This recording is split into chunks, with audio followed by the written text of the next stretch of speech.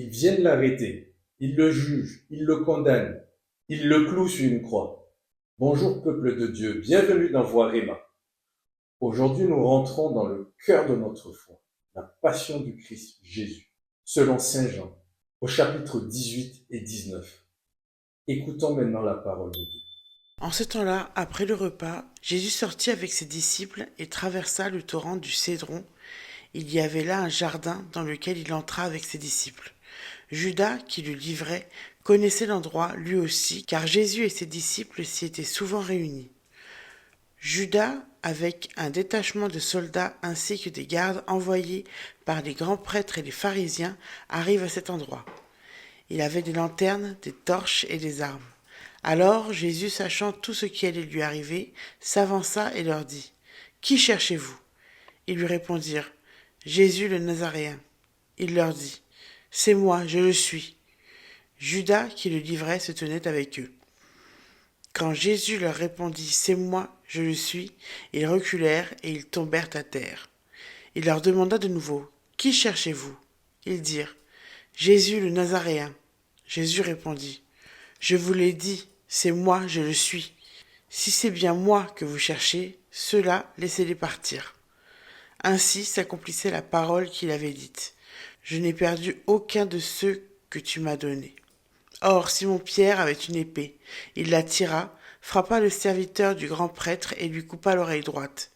Le nom de ce serviteur était Malchus. Jésus dit à Pierre : « Remets ton épée au fourreau. La coupe que m'a donnée le Père, vais-je refuser de la boire ? » Alors la troupe, le commandant et les gardes juifs se saisirent de Jésus et le ligotèrent. Ils l'emmenèrent d'abord chez Anne, beau-père de Caïphe, qui était grand prêtre cette année-là. Caïphe était celui qui avait donné aux Juifs ce conseil : il vaut mieux qu'un seul homme meure pour le peuple. Or Simon-Pierre, ainsi que d'autres disciples, suivaient Jésus.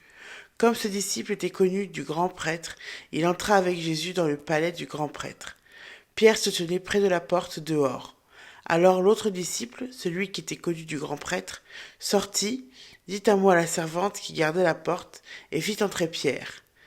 Cette jeune servante dit alors à Pierre : « N'es-tu pas toi aussi l'un des disciples de cet homme ? » Il répondit : « Non, je ne le suis pas. » Les serviteurs et les gardes se tenaient là. Comme il faisait froid, ils avaient fait un feu de braise pour se réchauffer. Pierre était avec eux, en train de se réchauffer. Le grand prêtre interrogea Jésus sur ses disciples et son enseignement.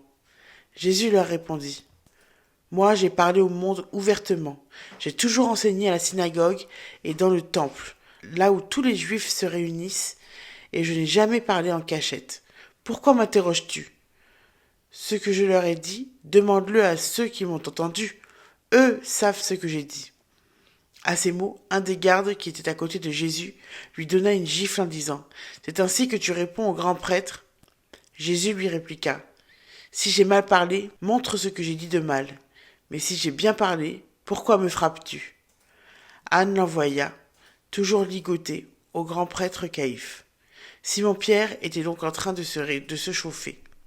On lui dit : « N'es-tu pas toi aussi l'un de ses disciples ? » Pierre le nia et dit : « Non, je ne le suis pas. » Un des serviteurs du grand prêtre, parent de celui à qui Pierre avait coupé l'oreille, insista : « Est-ce que moi, je ne t'ai pas vu dans le jardin avec lui ? » Encore une fois, Pierre le nia, et aussitôt, le coq chanta. Alors, on emmène Jésus de chez Caïphe au prétoire. C'était le matin. Ceux qui l'avaient amené n'entrèrent pas dans le prétoire, pour éviter une souillure et pouvoir manger l'agneau pascal. Pilate sortit donc à leur rencontre et demanda : « Quelle accusation portez-vous contre cet homme ? » Ils lui répondirent : « S'il n'était pas un malfaiteur, nous ne t'aurions pas livré cet homme. » Pilate leur dit : « Prenez-le vous-même et jugez-le suivant votre loi. » Les Juifs lui dirent : « Nous n'avons pas le droit de mettre quelqu'un à mort. » Ainsi accomplissait la parole que Jésus avait dite pour signifier de quel genre de mort il allait mourir. Alors Pilate rentra dans le prétoire. Il appela Jésus et lui dit : « Es-tu le roi des Juifs ? » Jésus lui demanda : « Dis-tu cela de toi-même ou bien d'autres te l'ont dit à mon sujet ? » Pilate répondit : Est-ce que je suis juif, moi? Ta nation et les grands prêtres t'ont livré à moi. Qu'as-tu donc fait? Jésus déclara, ma royauté n'est pas de ce monde. Si ma royauté était de ce monde, j'aurais des gardes qui se seraient battus pour que je ne sois pas livré aux Juifs. En fait, ma royauté n'est pas d'ici. Pilate lui dit, alors, tu es roi? Jésus lui répondit, c'est toi-même qui dis que je suis roi. Moi je suis né, je suis venu dans le monde pour ceci, rendre témoignage à la vérité. Quiconque appartient à la vérité, écoute ma voix. Pilate lui dit, qu'est-ce que la vérité? Ayant dit cela, il sortit de nouveau à la rencontre des Juifs et leur déclara, moi je ne trouve en lui aucun motif de condamnation. Mais chez vous, c'est la coutume que je vous relâche quelqu'un pour la Pâque. Voulez-vous donc que je vous relâche le roi des Juifs? Alors ils répliquèrent en criant, pas lui, mais Barabbas. Or ce Barabbas était un bandit. Alors Pilate fit saisir Jésus pour qu'il soit flagellé. Les soldats tressèrent avec des épines une couronne qu'ils lui posèrent sur la tête, puis ils le revêtirent d'un manteau de pourpre. Ils s'avançaient vers lui et ils disaient, salut à toi, roi des Juifs, et ils le giflaient. Pilate de nouveau sortit dehors et leur dit, voyez, je vous l'amène dehors pour que vous sachiez que je ne trouve en lui aucun motif de condamnation.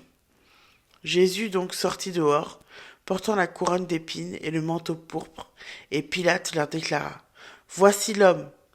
Quand ils le virent, les grands prêtres et les gardes se mirent à crier, crucifiez-le, crucifiez-le. Pilate leur dit, prenez-le vous-même et crucifiez-le. Moi je ne trouve aucun motif de condamnation. Ils lui répondirent, nous avons une loi, et suivant la loi, il doit mourir, parce qu'il s'est fait fils de Dieu. Quand Pilate entendit ces paroles, il redoubla de crainte. Il rentra dans le prétoire et dit à Jésus, d'où es-tu? Jésus ne lui fit aucune réponse. Pilate lui dit alors, tu refuses de me parler à moi? Tu ne sais pas que j'ai pouvoir de te relâcher et pouvoir de te crucifier? Jésus répondit, tu n'aurais aucun pouvoir sur moi si tu ne l'avais pas reçu d'en haut. C'est pourquoi celui qui m'a livré à toi porte un péché plus grand. Dès lors, Pilate cherchait à le relâcher, mais des Juifs se mirent à crier, si tu le relâches, tu n'es pas un ami de l'empereur. Quiconque se fait roi s'oppose à l'empereur. En entendant ces paroles, Pilate amena Jésus au dehors. Il le fit asseoir sur une estrade, au lieu dit le dallage, en hébreu Gabata. C'était le jour de la préparation de la Pâque, vers la 6e heure, environ midi. Pilate dit aux Juifs, voici votre roi. Alors ils crièrent, à mort, crucifie-le. Pilate leur dit, vais-je crucifier votre roi? Les grands prêtres répondirent, nous n'avons pas d'autre roi que l'empereur. Alors il leur livra Jésus pour qu'il soit crucifié. Ils se saisirent de Jésus, et lui-même portant sa croix, sortit en direction du lieu dit le crâne ou le calvaire, qui se dit en hébreu Golgotha. C'est là qu'ils le crucifièrent, et 2 autres avec lui, un de chaque côté et Jésus au milieu. Pilate avait rédigé un écriteau qu'il fit placer sur la croix. Il était inscrit « Jésus, le Nazaréen, roi des Juifs ».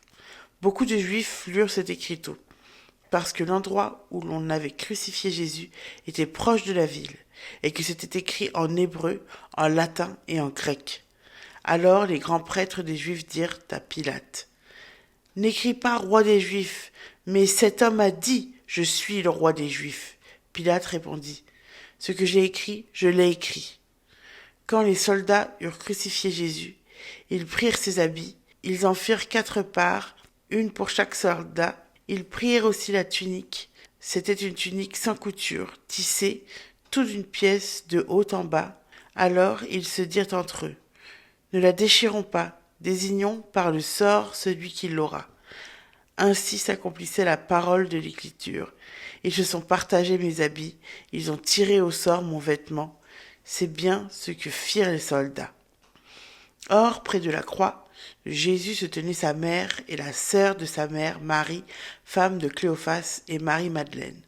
Jésus, voyant sa mère et près d'elle le disciple qu'il aimait, dit à sa mère, « Femme, voici ton fils. » Puis il dit aux disciples, « Voici ta mère. » Et à partir de cette heure-là, le disciple l'a pris chez lui.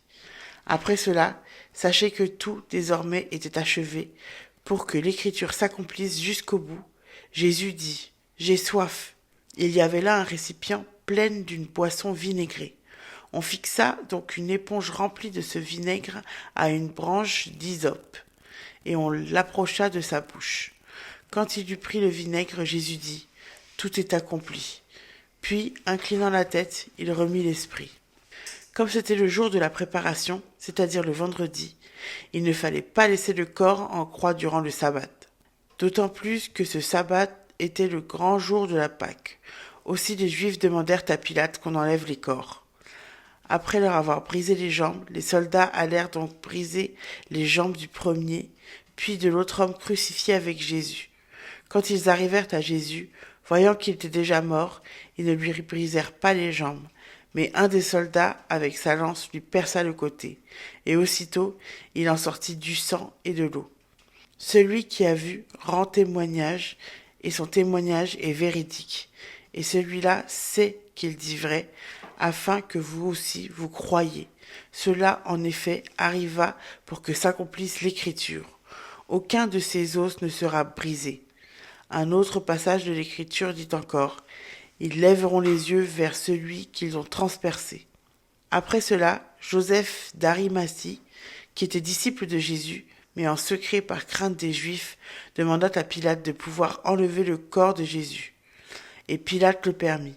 Joseph vint donc enlever le corps de Jésus. Nicodème, celui qui au début était venu trouver Jésus pendant la nuit, vint lui aussi. Il apportait un mélange de myrrhe et d'aloès pesant environ 100 livres. Ils prirent donc le corps de Jésus, qu'ils lièrent de linge, et employant les aromates selon la coutume juive d'ensevelir les morts. À l'endroit où Jésus avait été crucifié, il y avait un jardin, et dans ce jardin, un tombeau neuf, dans lequel on n'avait pas encore déposé personne, à cause de la préparation de la Pâque juive. Et comme ce tombeau était proche, c'est là qu'ils déposèrent Jésus. Amen. Première observation. Jésus ne subit pas, il se donne. À la question « Qui est Jésus le Nazaréen ?» il répond « C'est moi ». Et il tombe. Même arrêté, il reste souverain. Observation 2. La violence des hommes face au silence de Dieu. Jésus est rué de coups, giflé, moqué même. Puis il est couronné avec une couronne d'épines. Et oui, ils ont osé. Jésus ne répond pas par la violence. Observation suivante. La croix révèle la vérité. Voici l'homme. Ce n'est pas un roi humilié. C'est un roi qui se donne. L'heure est venue. Le message de Jésus s'arrête ici même, au Golgotha. Humainement, tout semble fini. Mais en réalité, tout commence. Sur cette croix, l'amour de Dieu atteint sa pleine mesure. Là où tout paraît s'effondrer, Dieu agit. Il ne s'agit pas de mort, mais de vie. Il ne s'agit pas de défaite, mais de victoire. La victoire de l'amour. Et cette croix, c'est aussi la nôtre. Toutes nos douleurs, toutes nos blessures, toutes nos fautes. Rien n'est perdu. Tout est porté, tout va être transformé. Au Golgotha, le mal n'a pas le dernier mot. L'amour gagne. Si on ne voit que la souffrance, on passe à côté. Mais si on regarde avec foi, on voit la joie de l'évangile. Même ici, l'amour a gagné. Aujourd'hui, prends un moment pour rester devant une croix et laisse Jésus te montrer comment il t'aime. En conclusion, la croix n'est pas la fin. C'est la preuve comme quoi l'amour ira jusqu'au bout. Prière. Seigneur Jésus, apprends-moi à regarder la croix, non pas comme une défaite, mais comme l'amour qui sauve. Amen. Aujourd'hui, prends un moment pour relire la Passion selon Saint Jean. Et si cette parole te parle, partage-la. Et n'oublie pas de t'abonner à Voir Emma.